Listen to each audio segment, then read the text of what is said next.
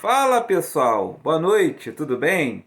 Mais uma rodada desse campeonato que a gente que deixou todo torcedor louco, desse jeito, atenção total.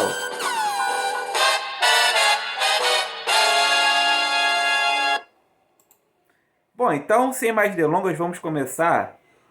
Muito jogo para analisar que a gente até fica meio perdido, mas enfim. Começando pelos jogos de ontem. São Paulo e Coritiba. O São Paulo realmente parece que não quer mais ser campeão. Largou de mão, por mais que tente, parece que alguma coisa ali não dá certo. O time não se encaixa. Não sei ao certo o que aconteceu, se foi a eliminação na Copa do Brasil que a equipe São Paulina sentiu, mas enfim. O fato é que o São Paulo parou de vencer.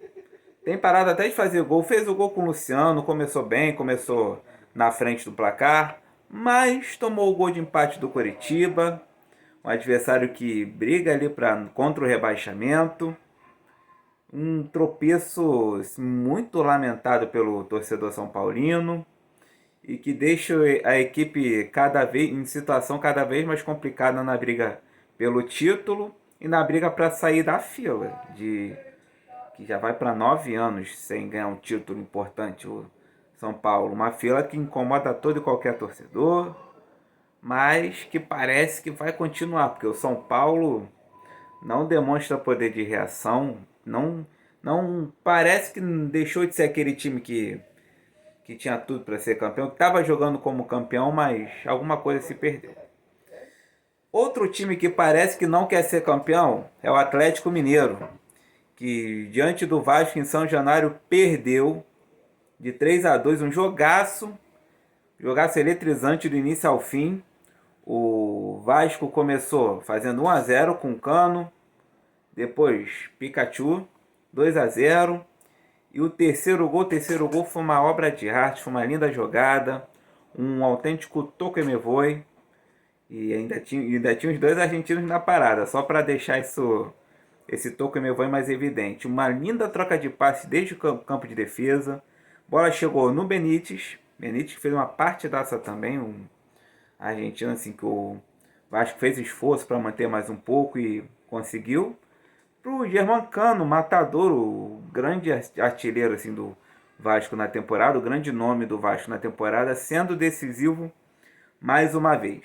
E o Atlético diminuiu com o Johan, depois com o Eduardo Sacha fez mais um gol, e aí chegou aos 3-2. Tentou encostar, tentou fazer uma pressãozinha no final, mas não adianta. O Luxemburgo estava inspirado. O Luxemburgo ontem foi mais Luxemburgo do que nunca. Trocou mais mensagens amigáveis ali com as palavras de carinho com o Jorge Sampaoli. Mandou. Não cabe não. Não vou ficar falando aqui para não dar problema para mim. Mas quem viu, viu. Quem sabe, sabe.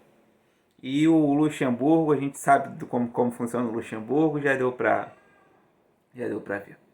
E, portanto, ficou assim um placar. Vasco 3, Atlético Mineiro 2.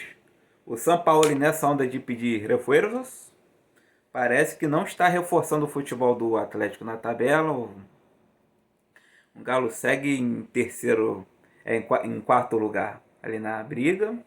E agora mais longe ainda do título. E tem mais um que parece que não quer ser campeão também de maneira nenhuma. Esse foi o caso mais notório na partida de hoje, especialmente se tratando do treinador. Flamengo. O Flamengo foi até a Arena da Baixada, um estádio onde ganhou os dois últimos jogos na Copa do Brasil e também no Brasileiro do ano passado, mas que historicamente o Flamengo não se dá muito bem. E aí pegou um Atlético Paranaense que aí ele tá naquela zona intermediária e ainda sonha chegar na Libertadores. Tomou o primeiro gol numa falha bizarra. Deixaram o Abner sozinho para finalizar. Foi lá e fez o primeiro gol, 1-0. Depois o Flamengo foi para cima, empatou com o Gustavo Henrique. Os flamenguistas nunca criticaram o Gustavo Henrique. Se criticou o Gustavo Henrique, se eu perguntar pro flamenguista, já criticou o Gustavo Henrique, eles vão falar, não, nem sei. Então, ele foi lá, fez o gol de empate. Até aí tudo bem. 1-1. Mas aí começou o Rogério Ceni, foi tirando o Arrascaeta, tirou o Gabigol, que não gostou nem um pouco de ter sido substituído, e manteve o Vitinho, que fez uma partida muito abaixo do esperado. O Vitinho, que há tempos é muito questionado pela torcida do Flamengo, é um dos jogadores que a torcida mais pega no pé e que hoje não rendeu. Hoje não rendeu, não jogou bem, só saiu no finalzinho, muito questionado. E hoje o Rogério parece que morreu abraçado com o Vitinho em campo. E outra coisa do Rogério que ele fala, não tem como jogar, não tem como o Gabigol e o Pedro jogarem juntos. Mas o que o torcedor do Flamengo não consegue entender é que o Pedro consegue jogar com o Rodrigo Muniz, com o PP. Assim, na minha humilde opinião, eu acho que vale a tentativa de botar os dois juntos. São dois jogadores assim de alto nível. E o Flamengo tem um elenco assim, tem a capacidade do Flamengo, assim, eles têm um grande elenco, mas eles têm que ter um treinador que permita fazer essa, essa liga. Dessa liga entre os dois jogadores tem características parecidas, mas eu acredito que um possa completar o outro ali. O Rogério não pensa assim. Azar do Flamengo, infelizmente, que sente muito a falta do Jorge Jesus. Jorge Jesus acredito que faria isso. Tentaria escalar os dois, sei lá, não sei. Enquanto isso, lá na Espanha, o Domenech fica se perguntando: continuo sendo culpado? Cenas dos próximos capítulos aí. E vamos a um time que, pra mim, parece que realmente quer ser campeão. E hoje, mais do que nunca, provou isso. Fez uma partida digna de eu quero ganhar um título brasileiro. Se existia alguma dúvida que o Inter ia balançar, ia cair na tabela, hoje parece que não existe. Hoje parece que hoje parece que a dúvida se dissipou, porque o Inter enfrentou o Grêmio e vinha de 11 jogos sem ganhar um Grenal sequer. E ainda tomou um gol aos 30 do segundo tempo, quase no final. O que poderia desestabilizar o Colorado. Mas o Inter foi buscar o empate com o Abel Hernandes.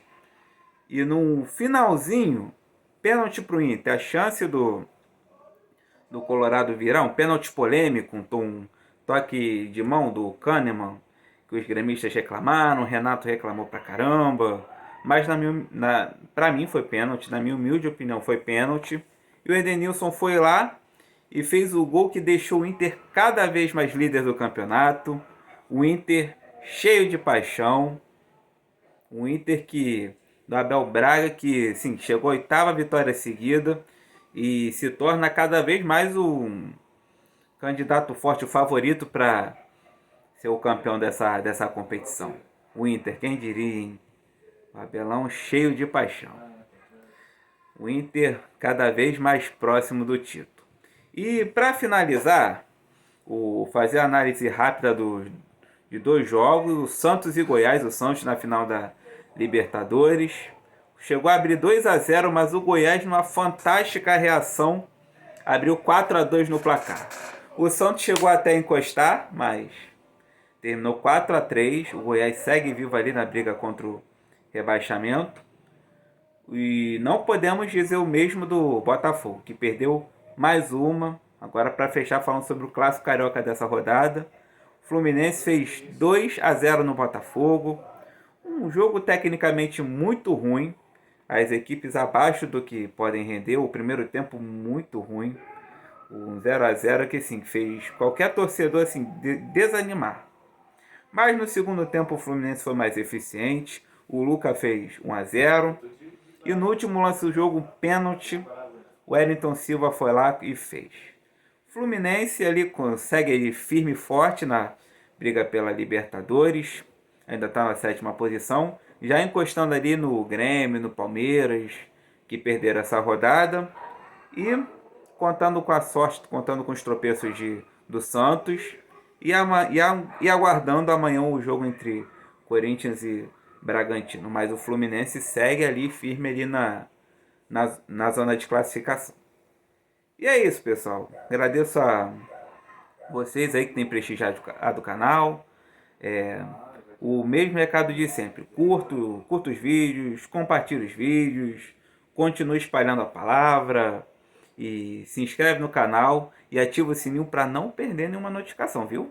Olha, eu tô gostando de ver. E agradeço também aos amigos que participaram da minha live com o pessoal do podcast Mais Amigos, minha live com o Júnior. Queria mandar um forte abraço para ele e meus pêsames pelo São Paulo dele, que está numa situação difícil, cara. Dinizismo parece que tá parece que não funciona mais, mas enfim, já abordei isso. E é isso, pessoal.